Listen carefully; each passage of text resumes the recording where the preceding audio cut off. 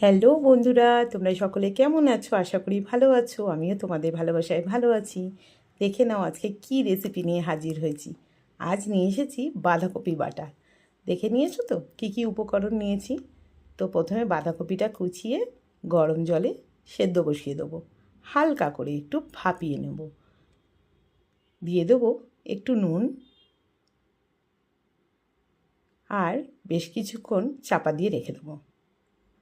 হয়ে গেছে সেদ্ধ করা। কড়া বসিয়ে দিয়েছি, তেল দিয়ে দিচ্ছি। তেলটা গরম হয়ে গেলেই পেঁয়াজগুলো ছেড়ে দেবো। পেঁয়াজটা একটু লাল হয়ে এলেই দেব রসুন কুচি।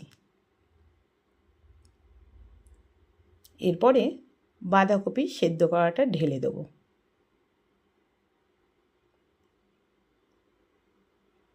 আর দেব লঙ্কা, টমেটো, ধনেপাতা। এবারে ভালো করে ভাজবো নুন, হলুদ, চিনি দিয়ে।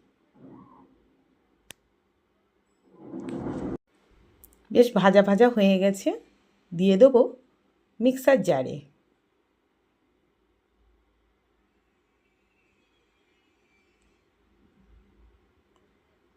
ভালো করে পেশাই করে আবার কড়াইতে দেব তেল।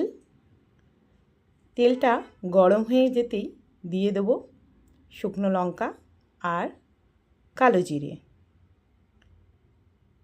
ভালো করে লঙ্কাগুলো একটু পুড়ে পুড়ে এলেই দেব বাঁধাকপি বাটাটা।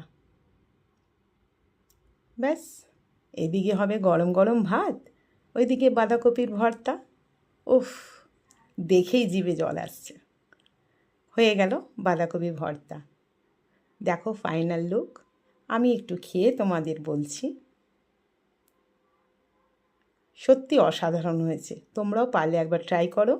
বাঁধাকপির ভর্তা কেমন হয় বলো। সকলকে